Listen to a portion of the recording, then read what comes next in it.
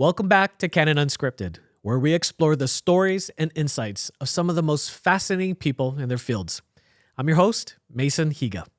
This is our show by Canon USA, and it's an opportunity for us to sit down with some of our favorite photographers, filmmakers, and creatives to talk about what makes them click and how they've pursued their passions, which evolved into their careers. And of course, since this is a Canon show, we talk about all the Canon gear that they use to bring their vision to life. To find out more about all of the products, please go to usa.canon.com/unscripted and subscribe to our socials to keep up with the latest and greatest. Today on the show, we have the incredible Lindsay Adler. Lindsay has been a working professional for almost 25 years, is recognized for her graphic and bold imagery, but also her commitment to being an educator and sharing her passion. I had an incredible time during our conversation and thankful for Lindsay coming on to the show. Without further ado, here's my unscripted conversation with Lindsay Adler. In the commercial world, your actual role as photographer can be vastly different. Obviously, I like being the creative director part, but the ones usually where there's ad agency and creative director telling you what to do usually pay more, which is funny because it requires less of you.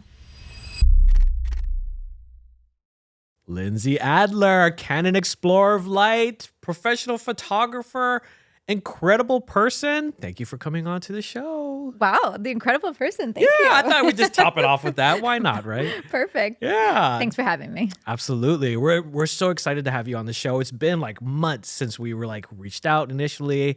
And so I'm glad that we could be here in Melville to have you sit down with us and be on the show. Yeah. When did we first meet? Do you remember?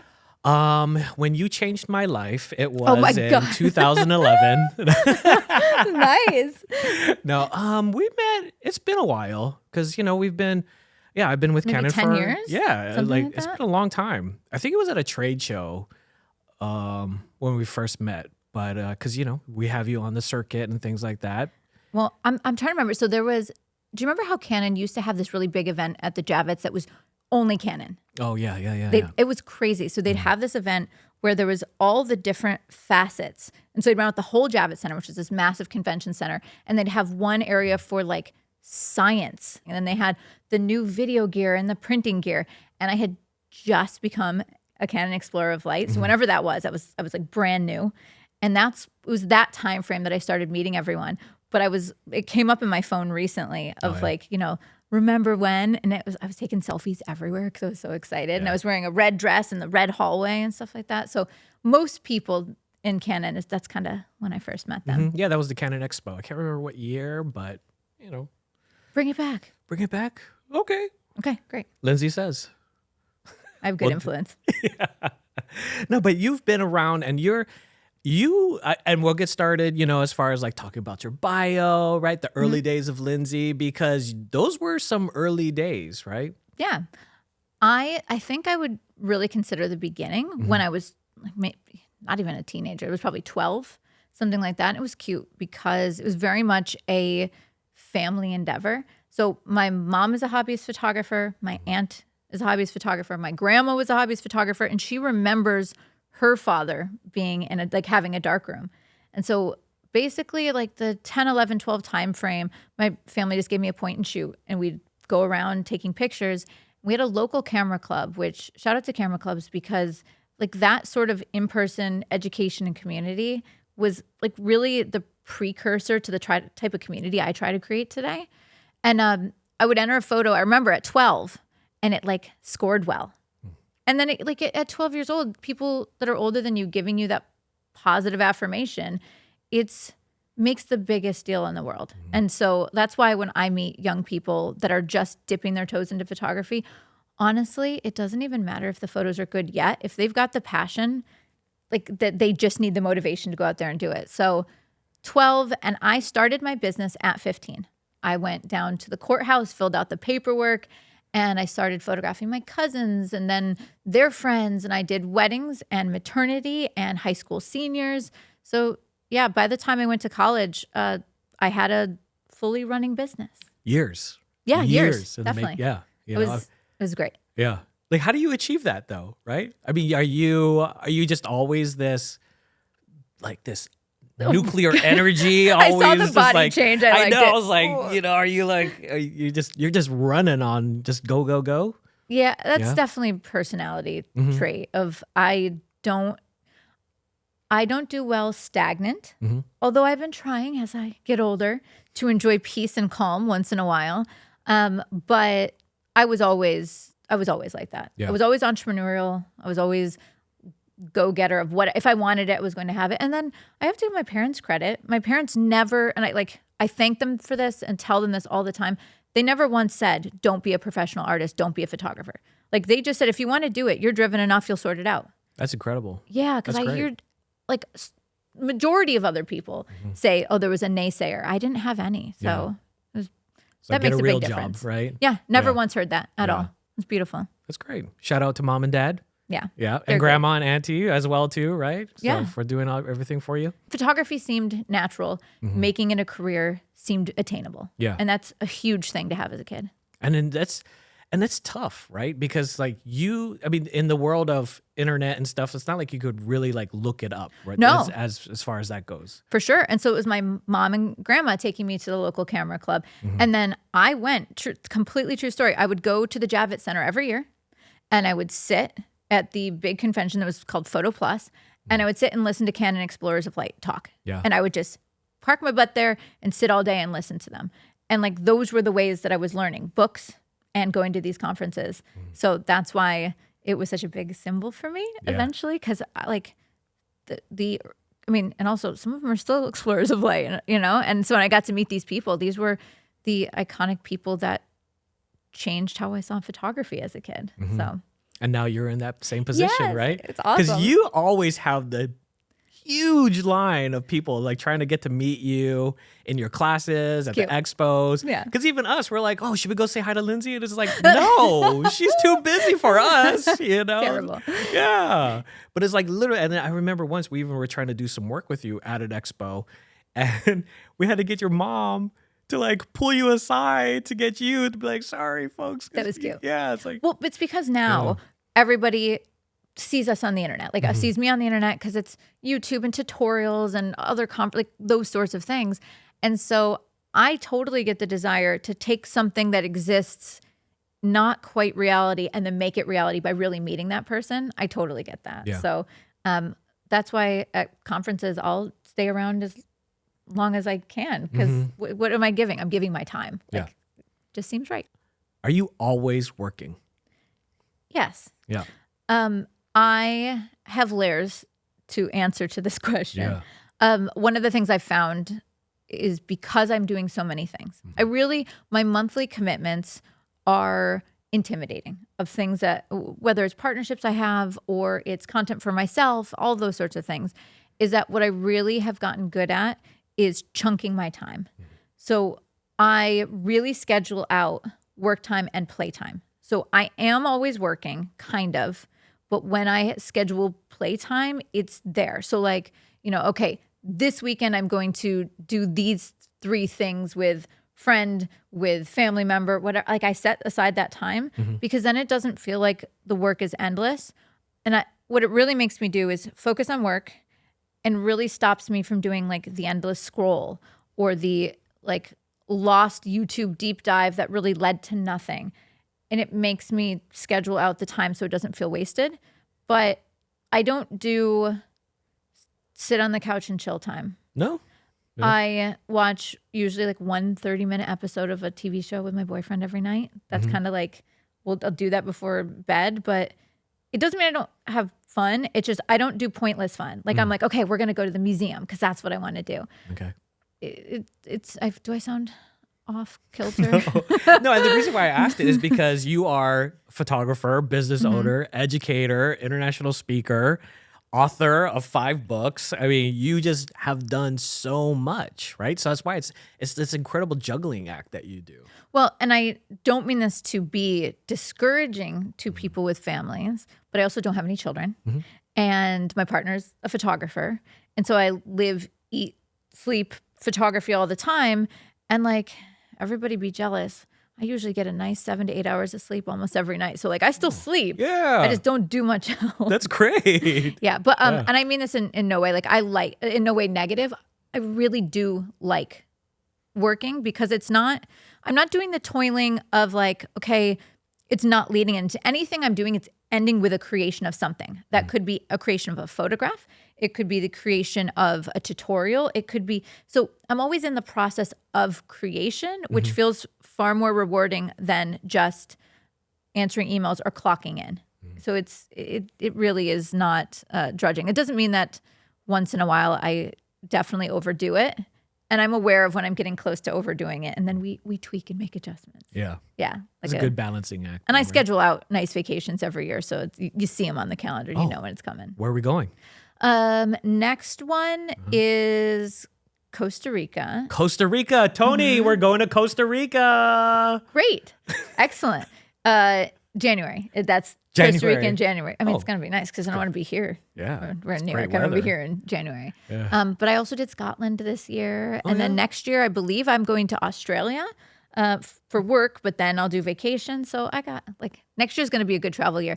Next year is my 40th birthday. Hey, happy birthday. Thank you. I'm clearly already celebrating, but I'm going to do some serious travel and off time then. So, all right. Well, you deserve it. You earned it, right? yeah. Well, so it's good. It's not that I need to make a birthday a big thing, but I got to schedule my fun time. So that's a perfect reason to schedule it. Yeah. No, absolutely. Because you gotta just break it out. So Australia is going to be your 40th birthday, or I am actually planning on doing France and Italy.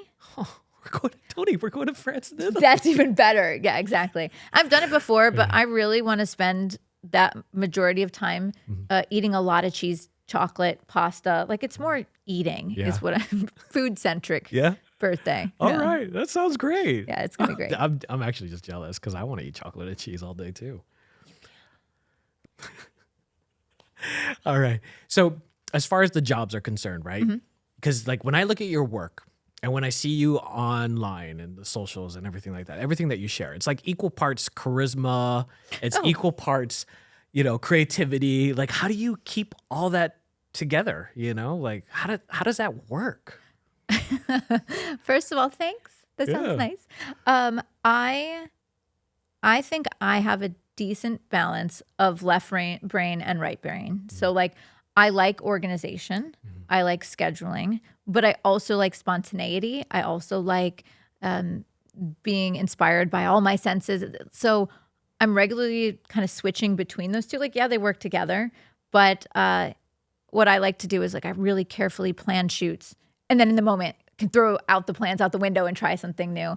I think part of what helps me too is I try to surround myself with good people. So whether that's for my photo shoots, great hair, makeup, wardrobe, because they make me look better. They help me look creative even if I don't feel creative that day. At least they put something amazing in front of the camera to shoot. And then behind the scenes for all of logistics and planning, I was just saying, you guys on this team, you've got the two of you, but I'll have 5 or 6 people where everyone's doing a different part of the job, whether it's it could be editing, or it could be logistics, or it could be filming.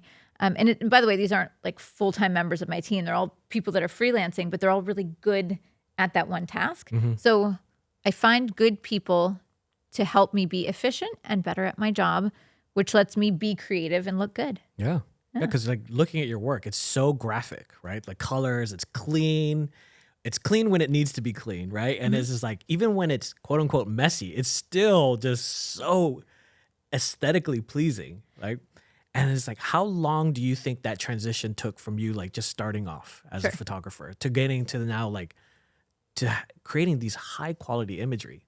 Okay. I got a perfect answer for this is that my story will be totally different than what anyone else's would be for a time. Sure. I have my 15-year-old business, also give away age because I just told you how old I am. I started my business 24 years ago. And I would say I just took photos to take photos and maybe make some money here and there for the first 10 years. And then over the next 5 after that is when I really dialed in a style, something that I would be known for. And then the next 10 after that is where my business and my brand really were thriving. So I'd say 10 to 12 years is when I started to figure out who I was as a photographer and artist. But thankfully I started early enough that it gave me time to figure that all out. So my point is that I'll have people say like, okay, I want to find my style. How long does that take? And I'm like, well, it depends on how much you're shooting and like how much you experiment. But don't feel like you're not keeping up if you haven't figured it out yet. Mm-hmm. Like it comes to different people. I have a friend who figured out her style like literally instantly. Yeah. And so everybody's creative process is different. Mm-hmm. Absolutely. I mean, I'm still trying to figure out my style as well too. Well, and I will also say like style, I think is really important if you want to become memorable and if you want to really have strong marketing. But there's a lot of people that what they do is they're treating photography, we'll say a little bit more on the technician side of it. Mm-hmm. And there's nothing wrong with that if you're enjoying it. Like some people will be headshot photographers, which is not only a service, but if you love people, you spend all day with people, that's great. But their goal isn't to be profound with creativity. And that's fine if you're happy with what you're doing. Mm-hmm. I just would get bored. Yeah.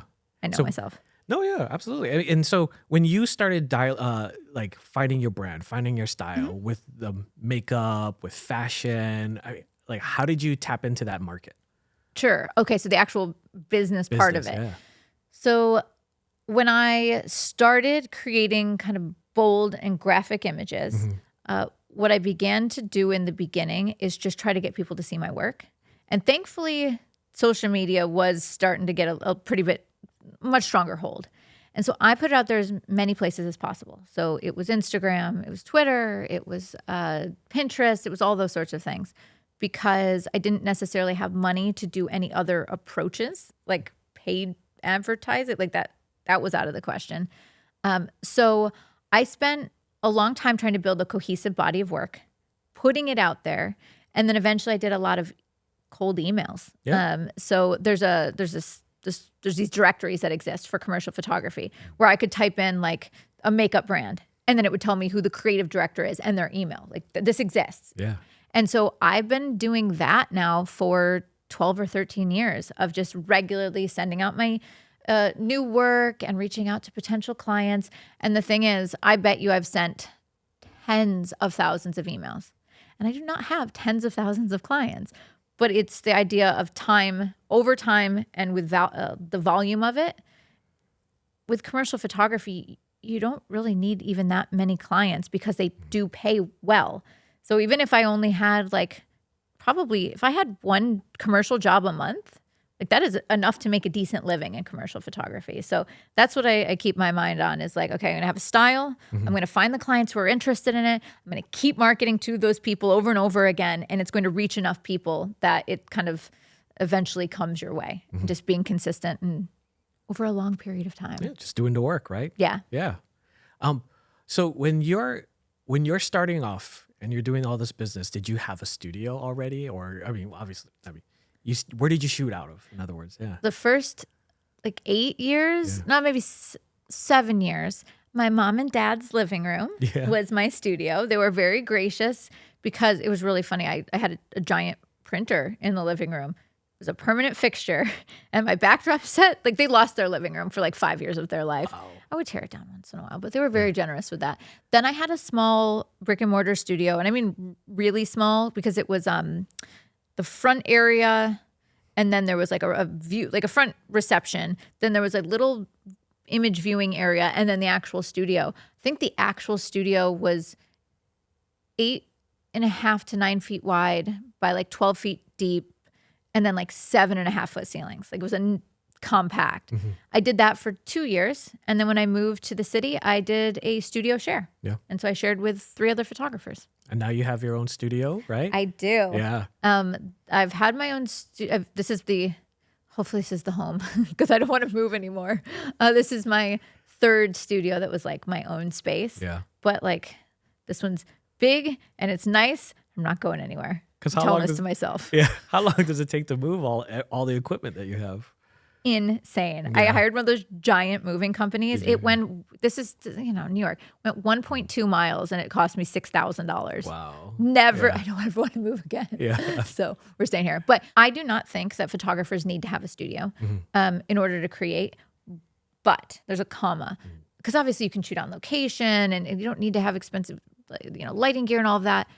But when you have a space that's dedicated to create, I feel like you feel at home, and then you have more motivation to create because it is set aside, or you are investing money in it, which is the same thing as I feel about creative team. Like when I have hair, makeup, and wardrobe people, I feel more motivated because we're working together and we want to create together. So I think many photographers don't develop a style or get to the next level because they don't shoot enough.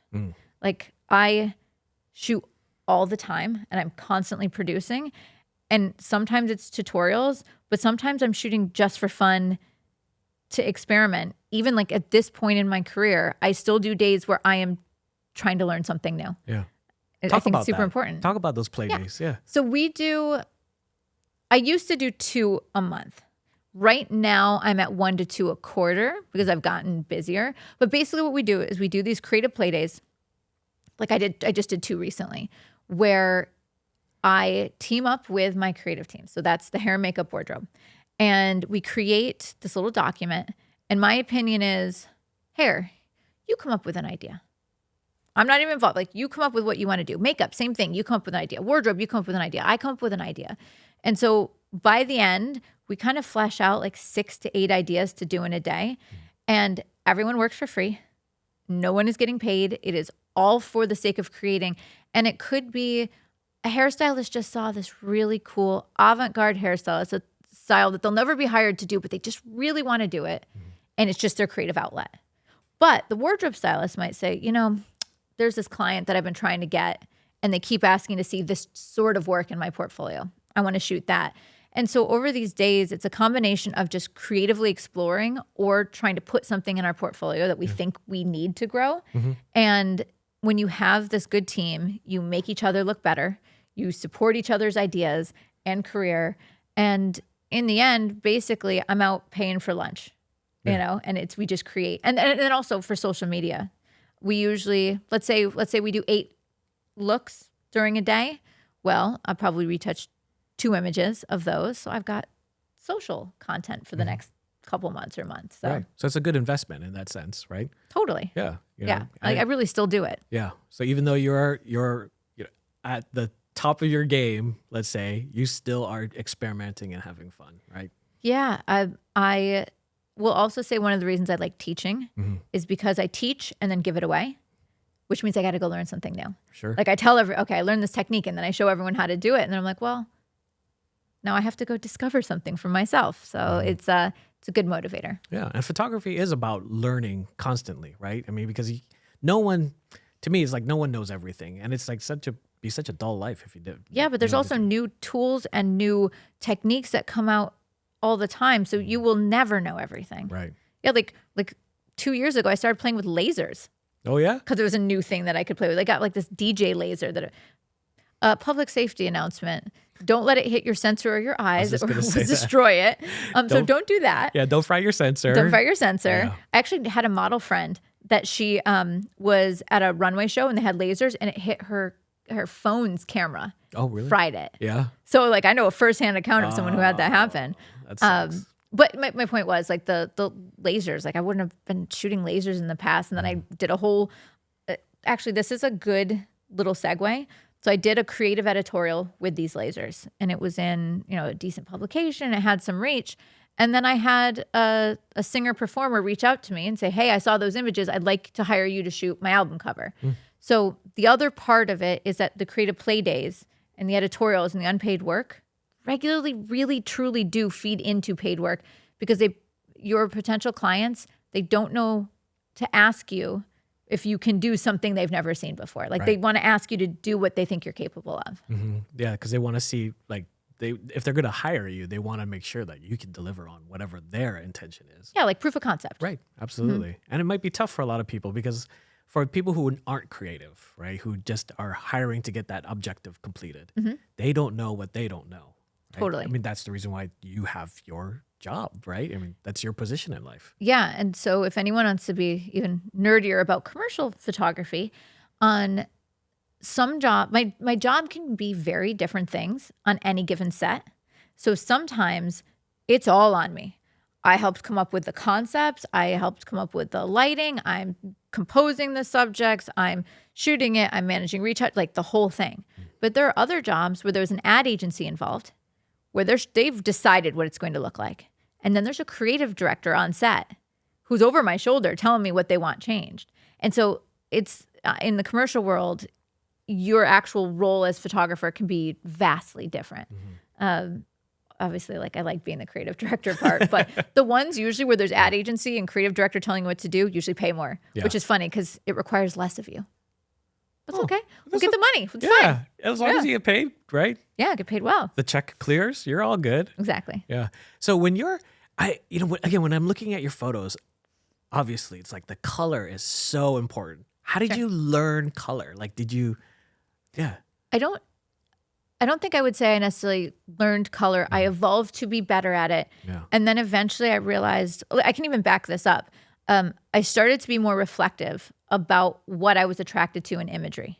And I had all these photographers that I really loved and admired and looked up to. And a lot of times their use of color was so purposeful and so evocative and engaged the senses, made you feel. I realized that's one of the reasons I love them. I need to go do more of that. And so I basically challenged myself to use color in more unusual ways and more saturated ways. I remember the first image I ever took in my style was in college. I can't remember if it was, junior or senior year of college. But it was these glasses with spirals on them and bright red lip and whiteout skin. And by the way, I got these glasses on eBay at the time because I don't even think there was Amazon. Oh my God. Old. So I got these glasses on eBay and then I went to like the local CVS and like put the red lip on the girl. But when I shot it, I go, this is clean. This is graphic. This is saturated. This is me. Yeah. And then I just set out to do more of that. So if you looked at my work like 12, 13 years ago, the color was nowhere near as important as you see it in my work now. Mm-hmm. And then lighting as well too. Oh, I'm so much better. Yeah. Well, and that's the thing is I started teaching that long ago and I look back and I'm like, oh my gosh, I am a much better photographer. I'm much better at lighting, much better at posing. But that goes to the point of like, you never stop learning. You never stop getting better. Yeah. Which I think suits my personality because then I'll never feel stagnant because I'm like, okay, what's the next thing I'm going to learn and do? Yeah. Or the next, what's the lighting modifier that you have? The Lindsay, We'll give it a little plug. Why not? Right? I have something called the optical spot, which oddly, even though I want to say this is new, it's not. This was a technique that was used a lot in the 80s. And they basically think of like stage projectors, like projecting patterns of leaves or hearts or you name it. And so I came up with this modifier because I had shot one before and it totally changed the way that I was lighting. And then it got discontinued. And I panicked because all of a sudden I was actually relying upon a technique as part of what was getting me hired. And so basically what this modifier does is it has a lens in the front of it that allows you to create razor sharp light. And then you can put patterns onto your subject or background. So I could do like just a slice of light over the eyes if I wanted like that old Hollywood eye light look, or I could do Venetian blinds for film noir, or I can do dappled light to look like leaves. So probably for the last 10 years, that's also been really important because I was trying to do what other people weren't, which was hard light. There was like for a very long time, just big soft light. Yeah. And so I was like, no, we're doing the opposite. Give me color, give me hard light, give me sparkles, give me glam. You see my work and that's what it looks like. Absolutely. Yeah. And you're creating art, right? Yeah. At that point, you really are creating art. And it's so funny because it's like not a lot of people have the courage, we'll say, because the market is doing, again, like you said, soft, everything's exposed, F8, everything, but like for you, you just dialed in, like you have your look and you just wanted to keep going. I realized that the photographers that I loved the most did that. Yeah. And if they were going to do it, especially since I was young and I had a whole career ahead of me, why wouldn't it be me too? Why can't I do that? I will also say though, I will shoot almost anything if you pay me well. So one of my clients is literally diapers, not adult diapers, baby diapers. Sure. And I have made good money photographing babies in diapers, and you will never see those photos ever. I don't care. That's fine. So you got to pay the bills, and it is completely fine. And I know when something is art, I know when it is commerce, and I know when it is art and commerce together. And I just try to keep that in mind. Yeah. So you're always willing to just do the work. Yeah. Yeah. I don't think I was actually listening to a podcast that we were talking about before a little bit where, in the art world, there'd always been a stigma against money and kind of raising up the starving artist. But for certain jobs, when you're getting paid, it's giving you freedom as an artist. It gives me the funds I need for those creative play days. It gives me the funds that I need to have a studio that is my safe creative space. And then it also, anytime that you're able to have a stable living, it takes stress off of you, which personally for me, less stress makes me more able to create freely. So yeah, send those money jobs my way. It's fine. Yeah. So you're never afraid to repeat yourself in that sense. No, because I keep in mind what was the goal of this shoot? Was it creative fulfillment, or was I more or less a technician for them?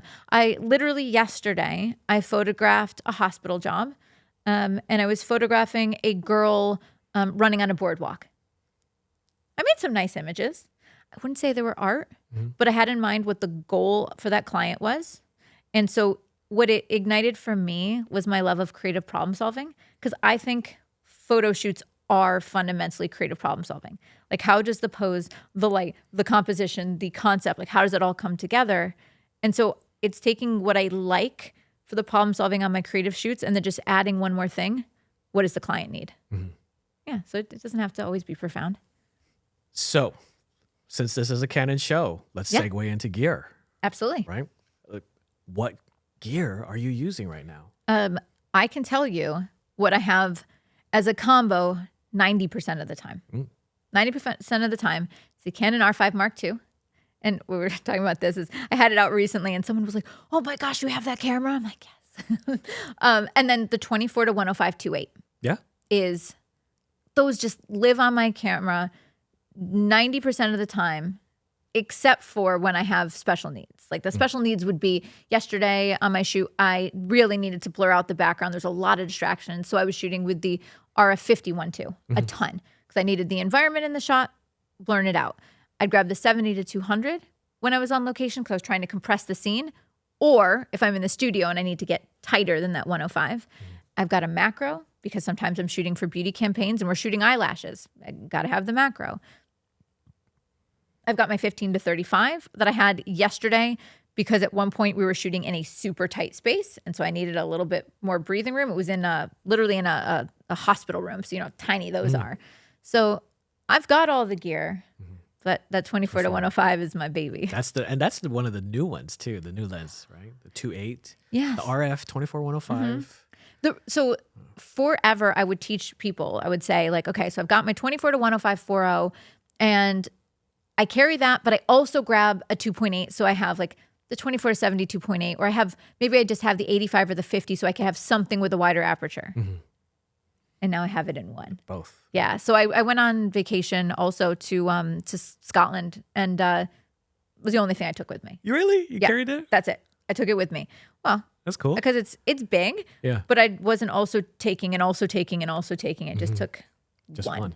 Perfect. Yeah. And so you're shooting 2.8, you're shooting f11 or like... Yeah. In the studio, I'm usually at f8 or f11. And I tell people the reason why is if I'm on a plain background, my depth of field makes no difference. And I'd rather have it nice and sharp. And I'd rather be at the sweet spot of the lens, which honestly, it's sharp all the way through. But f8, f11, especially if I accidentally misfocus, f8, f11, like I still have the image. But when I go on location, I'll go wide open and I have my face and eye tracking, so I don't have to worry about missing the focus. But like the job that I did this week, I was at 1.2 every time I had that 50 on. Yeah. And it was perfect. And then every time that 24 to 105 was on, I was at 2.8 the whole time. So yeah, I'm not, some photographers I've met that they have like their magical aperture. That's not me. You just do whatever works. Whatever works. Yeah, like whatever is appropriate for that shoot. I feel like I'm maybe one of the few people that has this particular thing, but we'll do a lot of hair flipping. And what happened in the past is if the hair flipped in front of the face, it would lose the focus because it lost the eye. And now it keeps the focus. Right. Like it kind of knows where the eye is going to be. I don't even know how it does it. Yeah. But yeah, so I'm like, oh, now I can get those hair shots. Yeah. We did this one shoot as well to try to test this out with fabric. That's probably more why somebody might actually need that. It's like fabric going across, and it keeps the focus. Yeah, it helps to distract from any objects that might pass. Yeah, it's just smart. It is. It's an incredible camera. Also, it's funny because there's a new feature in the camera that has the register faces as well. So even if you're in a group of people, you can register a face. I heard about this. I haven't tried it. Yeah. So if you're doing any group shots, it really does help in sports or anything like that. But if you're in a group shot, you can register like your hero subject, and it will track that person. 1,000%. That would have made sense yesterday. It was oddly, it was cute. I had to photograph pickleball. They had a character, and so the character was running, playing pickleball, whatever. And there was a group of people, and there was two, and so sometimes it didn't know which person I intended to focus on, and there was one lead character. So totally would have been useful. Try that next time. Oops. Well, now I know. There you go. See, always learning something new. Yeah. Oh my gosh. Yeah. So I photographed my kid playing soccer. And you're like, I don't care about anyone else. I don't care about anyone else. Like my Autofocus, kid, please. autofocus. He's going to be the sharpest one in the image. That's so 2.8, funny. absolutely. So it's so funny. It's like, I've been telling people, try that feature out because it's really like one of the best parts of the R5 Mark II. Yeah, love it. Well, and when I teach people now, and this is where I start to say, back in the day, we had to focus. Like, it's crazy. I remember the first time I couldn't afford it, and I borrowed. I don't know how I borrowed. Maybe, I don't know. I rented a 51.2. Like, I'm talking way back in the day. Like EF. Yeah, the EF. I mean, literally, like 15 years ago or something. And I got that lens, and I went out and shot. And I'd never done it before. I'd never shot at 1.2. Yeah. And I got the images back, and I realized, I can't shoot like that. I literally got maybe 20% in focus. Now I'm almost 100%. Right? It's like incredible. Yeah. Everything is in focus. It's like whatever you hit, it's just like, it hits. And Yeah, but it's that's like, great because I don't have to think about it. Right. It's so much better. It is. So what else is in your bag of tricks that you take with you on your work? I mean, what I usually try to do is I usually try to have one lens with range, one lens with a really wide aperture, and then figure out what's appropriate for the job. This week, I had 2 assistants on set, so we took literally everything because they had to carry it. I can even go outside, just general camera lens stuff. I always shoot tethered so that as I'm shooting, the images come up on the computer and I'm looking at them there. So I'm always carrying like a tether cable, and I've got an adapter for the bottom so it kind of hooks onto the camera itself. I don't shoot on a tripod. I love trying different angles and trying different perspectives, and I always feel like a tripod holds me back from that. I don't move as much as I should, so I'm almost 100% of the time, hand holding it. Always have my lipstick in my bag because even if you look crazy, if you got a red lip on, it looks like you're put together. You're good to go. Yeah. Yep. I mean, other than that, it's usually I try to take 2-ish lenses with me, my main body, a backup body, and then something to tether, and that's like the core. Yeah. Simple. Yeah, it's not that bad. And then when there's more assistance, you just have extra backups. Yeah. And what about your lighting gear then too? Like what are you using for lighting? Most of the time I'm shooting with Profoto strobes. I tend to prefer strobes because I like to freeze subjects in place. I like the modifiers for strobes. I like the output of strobes.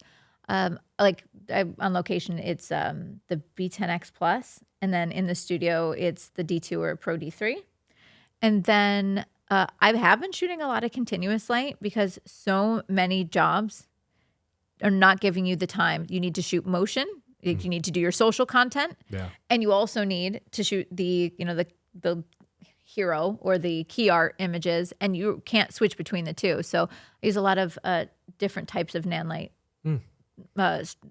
lights and modifiers. And what's great is newer continuous lights, and the lights that are around here, like now they have modifiers that are like what we use for strobes, so they can speak the same language. It used to be continuous lights were the language of cinematography, and my brain didn't compute how you could take one big hard light and then take giant scrims and they're flagging everything. I get it now. So now I can just use the modifiers I'm already comfortable with. All right. How much of your work now is about motion and video? When it's commercial work, it's 50%. Yeah. It still is. It's a lot. Or not that it's only, but it is 50% of the jobs I do have a motion component. So yesterday's job, I wasn't shooting the video part, but there was another team doing that. A week before that, I did a hair campaign where I was shooting stills and then directing video. So it's 50%. Yeah. So you really have to juggle a lot nowadays. Thankfully, most of what I'm doing, like where my weakness is narrative. Like I'm not good, like directing a movie and understanding like driving story and character development, is not my strength. But like making things look pretty, it's the same language of light. And then composition, it's the same sort of thing. So I can really make it translate. Plus it feels nice when you do a TV commercial and then you see it. Like I know, it feels great. It's like the billboard for the stills photographers, like the TV commercial. Yeah, you're like, oh. It's like I did it. Like I'm legit now. That's cool. What commercial was that for? I've done commercials for a couple hospital and pharmaceutical brands. Okay. Do you know why? They pay you. Yeah. I have also done other, the more creative stuff I've done has been for like skincare serums where they let me get really creative.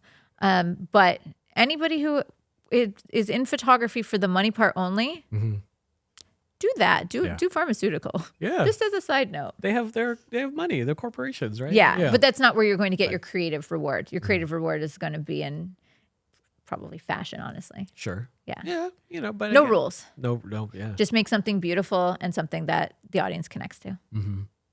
And hopefully something that makes you happy as well too in the same time. Yeah, unless you enjoy being the tortured artist and then go that direction. I know a few of those. I'm like, you like being this miserable all the time? Okay. Oh, that's tough, right? No. Maybe when you're like a lot younger, you could deal with that, but Totally. Yeah. As you're planning out all these projects and jobs and everything, is it become second nature for you to already be like boom, boom, boom, and you're like planning it all out in your head and then discussing it out with your team as well? The production side of my business is much easier for me at this point in my career. I really do know what it takes to communicate clearly with a team, what the ideas are, what they need to bring to the table, what I need to help them do their job. And so my intern was asking me this yesterday. She goes, you're doing so many things at once. Like, how do you do it? It is a combination of good people, working with people over a length of time so that you really understand them. That makes things a shorthand because I understand what language to use to communicate, what they need. And then the other part is I have systems that really help me. So I use two different programs. I use something called Airtable. And Airtable is like, let's consider it like a hybrid of like a souped up Excel spreadsheet combined with a calendar. And so I use that for all of my asset management. So when I have a project, I can put that in as a line item, but then I can also link to the galleries with it. I can list things that still need to be done with that task. I can have that all in one place. And the other one I do is a souped up to-do list, which is called Notion. And I use that to assign things to my team. So I've got systems and then just a ton of practice. Yeah. And how do you archive all your photos too? Most of my photos are both in the cloud and then I have two archival backups. So for the cloud, it honestly doesn't necessarily matter as long as you're not relying that on as your only backup. I mean, it could be Dropbox. I have a program called Photo Shelter that I use for client selects only, like things that have been purchased that they may ask for again in the future. But I have a dedicated computer. This is actually in my new studio. This was like, I need this. I need an archive dedicated space. So I've got a computer there. And I've got this program called ChronoSync. And what it does is I've got my main drive and then my archival drive. And anytime I drop something on the main drive, it automatically backs it up to the archival drive. And so I've got that as my system. And I actually hired a digitech. So if anyone doesn't know, digital tech is the person on a commercial job that is making sure that things are organized, in focus, backed up, the connection between the camera and the computer is stable, all of that. And I hired a digitech to help me develop an organizational system. And we went back through, we reorganized everything, and then we've been keeping that going forward. And so we kind of made best practices. So I really do feel like if someone asked me for photos from 5 years ago, I can find them. Yeah. If you would have asked me that a couple years ago, I would have been like, good luck. I'm good now. You're organized now. Yeah. Yeah. How much of licensing comes into play as far as your work is concerned too? Or, I mean, Yeah. your overall structure and as far as your business. Yeah. With commercial work, I usually get a day rate for my time and then the licensing based on how long they want to use it. And at times, after the licensing is up, they'll come back and renew. But most of the stuff I'm creating, when that time is up, they're usually done with it. It's usually timely things. So it would be like a launch for a beauty brand and they're launching this new eyelash. Well, when the 2-year licensing is up, they've already created new content and they don't need them anymore. So it's the initial licensing contributes to the bottom line and how much I'm making, but not usually that much residually. But I will say, one time, this brand had licensed images. They had permission to use it for social media. And I was following them on Instagram, which is where the images are allowed to be. And they went on an Instagram live and they're at a trade show and they scroll and there are my photos 12 feet tall. Oh. And I was like, oh, okay. And you know what? I do not come at people and go the aggressive route right away. I just said, hey, it had connected, put in my screenshots. I said, I'm sure someone was unaware. I understand that, but I just want to chat with the person I need to discuss how we'll handle the licensing. Yeah. And then they paid me and it was no problem. There you go. Yeah. A Just lot of other professional, people right? are instantly come out swinging. Yeah. I don't see this. Mistakes happen. you know? Even if it's a purposeful Yeah. mistake, as long as they like are going to pay me, Yeah. I got the money anyway. It's Yeah, fine. you're cool with that. Yeah. Yeah. Yeah. Funny enough, what's kind of like the worst situation then that you've, not worst, but without dropping names and No, not no, going no. too much drama, No. right? This Oh, is a learning. I have so many. Yeah. Which situation do you want? Oh, I don't know. Just something that was like helpful for you to keep going. And, like how did you overcome these like tough decisions and obstacles that you had? Wait, okay. I was going to list some things. I remember early on, I dropped my 16 to 35 EF down a waterfall. True story. I was shooting in this waterfall, and it was one of my first fashion editorials I ever did, and I was so excited. And I was switching lenses, and I didn't have an assistant, and I put the lens down, and my makeup artist backed up with their bag into it and went down the waterfall. That's not a business horror story. Okay. That's just a gear horror story. Yeah. Well, you could always send it into Canon CPS service and have it repaired. I actually think it was able to because it wasn't a big waterfall. Like this is like a little creaky thing. So I actually had that lens up until I switched over Okay. to the mirrorless camera. So it survived. Okay. So it did. Yeah.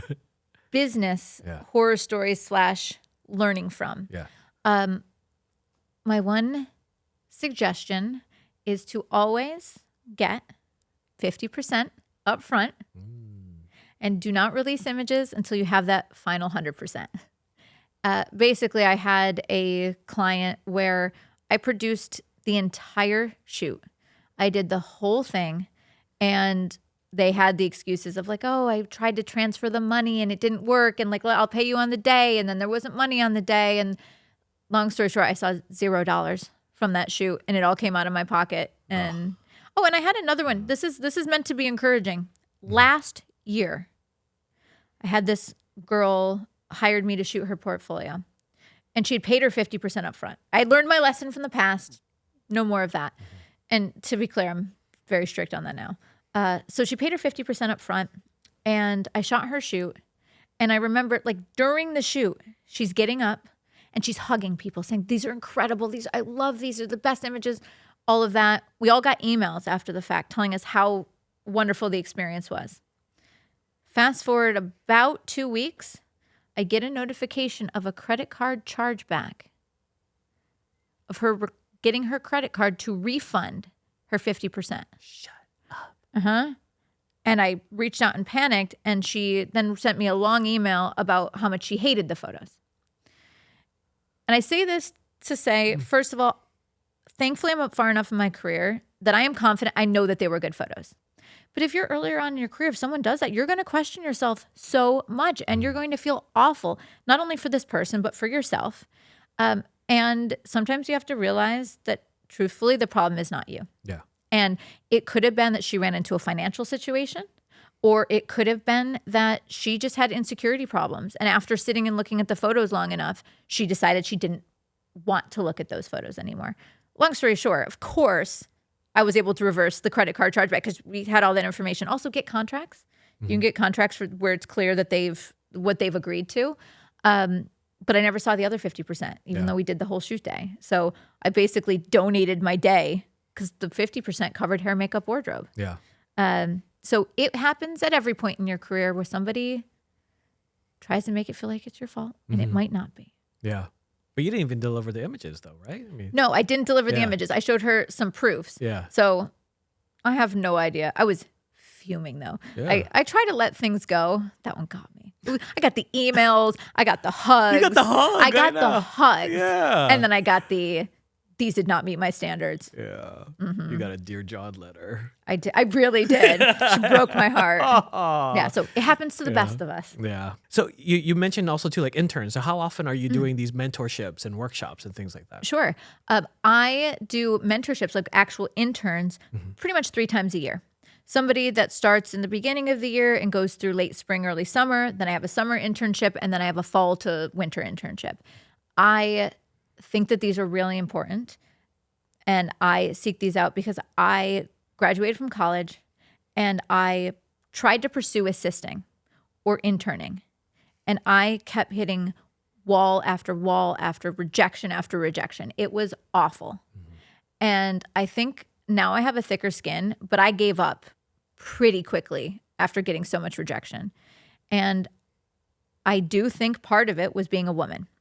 And it's not me thinking. I had more than one male photographer tell me I don't hire female assistants because I have to heavy gear that needs to be carried, or sometimes when we travel, I need to share a room, or my wife won't let me. Like, these are all real things I heard, actual things I heard from people. And so I'm not saying that my interns are only females. Like, they aren't only.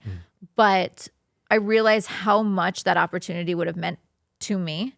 And so I go out of my way to make sure I'm doing regular, ongoing internships. So I just started a new one, and she's fantastic.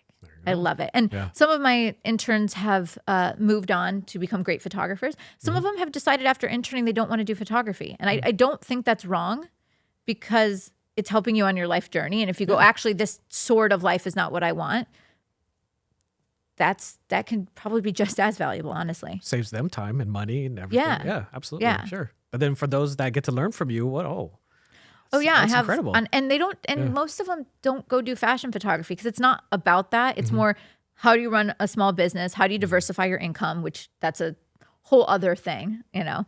I have product photographers, like people that have worked for me that became professional product photographers. There's another one who does boudoir, but with a focus on body positivity. I have another one who became a beauty photographer. So it really is all over the map. And it's, again, not specific to like, oh, you do fashion. It's no, come learn lighting, business, skills of dealing with clients, all that kind of stuff. Yeah. So what are the genres then that you like? Do you dial it in for them, or like do they have like a self-discovery when they're with you? Or I always give portfolio reviews. And so just to give an example of the intern recently, I looked at her work and it's really good. It's very good work. But I asked her, it's all fashion. I said, what are you drawn to in fashion? What are the things you love? Because as I looked at her work, it currently looks more like entertainment photography, and that's not a bad thing, but it looks like it's of singers, performers, that kind of stuff.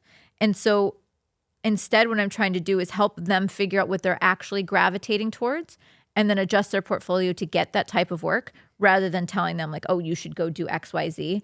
As I'm trying to find those little things that maybe they weren't aware of. So we'll see. Yeah. See what she ends up doing. All right. It's exciting. So it's 3 months or 4 months for the internships? Yeah. Exactly. 3 to 4 months. Basically, I do offer people up to 6.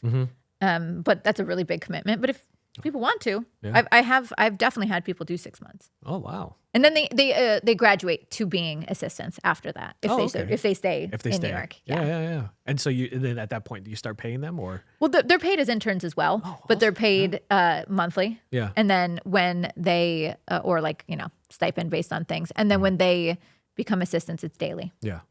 And then what about your workshops as well too? Do you host workshops at your studio? I do. I host so many workshops at my studio. So I do basically 2 broad types of workshops. I do my smaller group workshops, and then I do my big shootout workshops. So for example, part of the reason I chose my new space is because I can comfortably fit 30 to 40 people in there for a bigger event. So I did an event earlier this year where we did one day that was dedicated to just shooting. And so I had 5 sets, and everybody would get they'd get their individual time per model, and it was just about having fun and meeting other photographers, and I could keep it cheap, and it's just, engaging. And then the next day, it was me and 2 other photographers that I love. Just as a shout out to them, the photographers at ABDM. I should check them out. They're fantastic. 2 young men, super successful, based in Atlanta, do fashion and commercial photography. And they came up, and what we did is we split the group in 2. And so they'd spend half the day with each of us. And so they could see 2 different perspectives on creating a fashion editorial or creating iconic images. And then we'd switch. So my point is, I have those sorts of workshops where I go like bigger, and it's meant to be like more community. And then I do smaller, which might be 6 to 12 people that are all about it being smaller group, more intimate, more questions, more hands-on time, that kind of stuff. I genuinely love doing workshops, and it goes back to the production thing. I can do these like smoothly now because I know exactly what needs to be put in place to make sure everything from start to finish is flowing beautifully. I love doing that. Awesome. Yeah. It's that one part of my brain that likes organization. And where can we find these lists of workshops? Sure. LindsayAdler.photo/events. There you go, everybody. Sign up. Thank you. Yeah, because I'm sure they sell out a lot, right? Yeah. Or every time. Yeah. Yeah. They sell it every time. Sell out all the time. It's just like, it must be tough to be always, you want to do those, you have fun, right? I mean, it must be fun to have like that community and engagement as well. Well, you'll notice that as we've been talking, we talk about commercial work. We also talk about playdays. We also talk about workshops. We also talk about right? Yeah. I like this because it gives me 2 benefits. It gives me enough diversity in life that no matter how much I'm working, it's still exciting because it's all these different things. It's not monotonous. It's not the same task day in, day out. And then the other thing it gives me is diversification of income. So if one thing goes away, I'm not in big trouble. Yeah. And so that's one of the things that I advise to people. I still think you should specialize and have a niche, but don't put all your eggs in one basket, because that is something I've seen many photographers go out of business for, because they relied on one niche or one specialty too much, and it got them in trouble. Yeah. So I spread the love in the things I do. Sure, absolutely. I mean, we're still recovering, I guess, from COVID. I mean, we don't want to date it too much or talk about it, but that must have been as well a tough time too, right? Oh, yeah, because that's like everything, events and commercial work. But I was still able to produce content at home. So that gave me that diversification of it. I swear during COVID, I spent a good amount of time literally stacking rocks. Like I just didn't know what to do with myself. So I took rocks from the backyard and I moved them and made little walls. That's where we were at for me during that time. I had to keep productive. It was rough. I would have never guessed. Right? Stacking rocks. Did you kick them down too? Yeah, right. Like start over again. Yeah. My boyfriend has a house in Jersey, and we went out of the city during that time, and stacking rocks. All right. During COVID. So you got this wealth of knowledge, right? And like, who else inspires you as well? Because again, you're learning, you're absorbing, you're looking at things constantly. I'm sure. Like, who else has been inspiring you this whole time? I have a million answers for that, because it's the same thing where I do my very best to try to not get my inspiration from the exact same places as everyone else, only because if we're all putting the same thing in, it's not going to give us unique results out. So on part of it, some of the inspiration is actual photographers. So great example is there's a young female photographer who's just insanely changing the game in fashion. Her name is, okay, ready? We're ready. We're recording. Elizaveta Porodina. This is why I said wait. She's next level. She shoots in a way and sees in a way that no one else does. And you'll see the industry kind of shifting towards her. And I just love someone whose unique vision changed how people are shooting. She's incredible. For a very long time, I would say some of the top photographers that inspired me for their talent and their vision would be Solveig Sundsbo, Norwegian photographer who's always experimental. Then Tim Walker, who transports us into like fairy tale lands with his work. From there, Nick Knight is a fashion photographer that has always pushed the boundaries. He does a lot of things with like 3D scans now and turning that into a fashion shoot. And so he's never been afraid of what's next in technology. He's always like, how can we use this for our art? So that's that part. I've also been extremely inspired by immersive art recently. And I don't know how that will necessarily play out in my photography, but whether it's art exhibitions or it's immersive theater, it's just like taking that in. And again, like you never know where it ends up. And then I look to inspiration sometimes in cinematography. Mm-hmm. And so like I'll go back and watch old films because I never did that. I didn't realize I'd like them. I thought old films would be bad. Don't nobody judge me. I didn't know. And now I'm watching, I'm like, oh my God, these are so beautiful. Yeah. So my opinion is don't look at the same stuff everyone else is looking at, and then just take in lots of things. So paintings and photographers and makeup artists and sculptors and all that kind of stuff. Mm-hmm. Yeah. Oh, cool. Yeah. I mean, because you're always being influenced by it, right? Yeah. Well, I make friends with people like you, artists and photographers and makeup artists, and then they also send me stuff. So it's good because like you're going to say, oh, you need to check out this person. I'm instantly looking them up. Yeah. And where do you see technology coming into play then with all of this changing, right? Obviously AI, cameras, lenses, all of this stuff. Mm-hmm.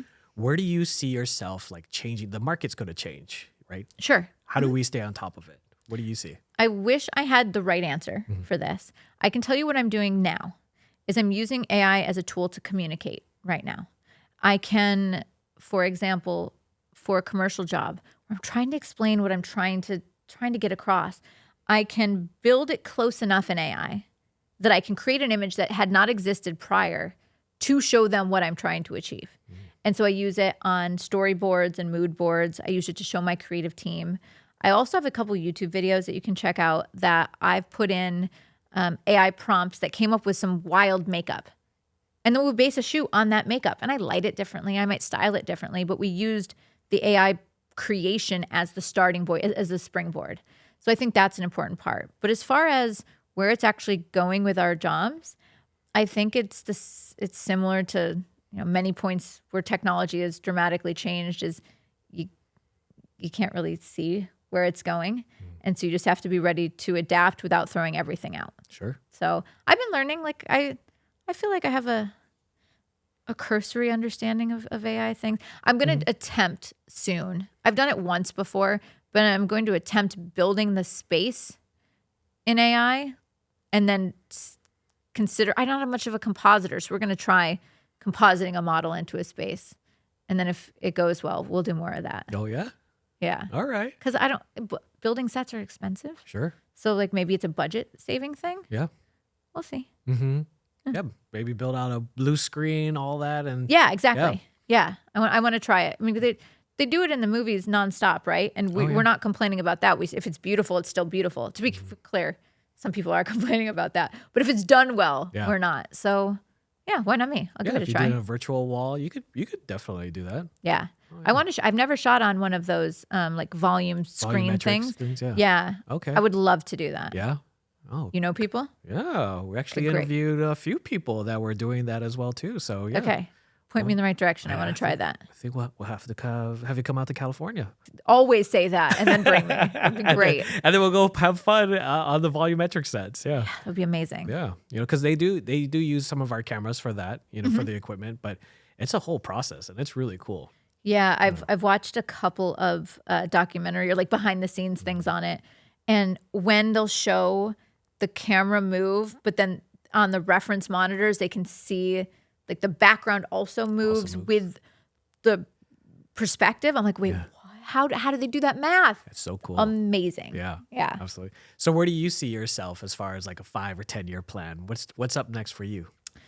Other than Costa Rica, Australia. I would say all the things.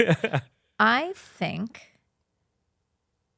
think likely what I will continue to do is create, and I have a monthly membership platform where each month I pick a different theme. And because of that, every single month I'm shooting like 6 different concepts within a theme, whether it's like maternity or old Hollywood, like they're very drastically, this month's dogs. I find that pushes me constantly because I explore new subject areas that I've never found and discovered before. So I think technically and creatively, it'll just keep being little evolutions on that part. And then sometimes I think for myself is that maybe I'll take this photography and art thing and put it into different experiences, because nowadays there's so much online that people really do crave in person. And that's part of what the workshops are for. Like, people love that connection, but maybe there's a way to do that with photography or theater and photography and set building. Like, that could be something in the future. You never know, right? No, we'll see. We'll see what's inspiring me in the next couple of years. There you go. Well, Lindsay, thanks for coming on to the show. Of course, my pleasure. And where can people find more about you? Everywhere. Everywhere. So if you go to learnwithlindsay.com, that's all of my tutorials, my education, my workshops, and that kind of stuff. Probably the best place to see my new work is Instagram, Lindsay Adler _photo. And then literally every platform, everything you can imagine, I'm there. You will find me. You're doing videos on YouTube. YouTube and books, and we'll see about that TikTok. I got some there, but that's my laziest one. I'll work on that. Well, Lindsay, thanks for taking the time to come out. It's my pleasure. You're so easy to talk to. Thank you. Again, we'll see you maybe in another year. Bring me out to LA and let's play. Better not be another year. Okay, definitely. All right. We'll see you guys in LA, maybe with Lindsay. All right. Thanks for tuning in, and see you on the next Canon Unscripted. Bye-bye. Bye, everybody. Wait, one more sip. Okay. One more sip, because now you got me stressed out. Why? Just kidding. Don't say that. I'm stressed out. Why? Because we have Lindsay Adler here on the show. It's because you didn't look in the mirror. Oh, I'm ugly, Tony. You need to clip that for sure.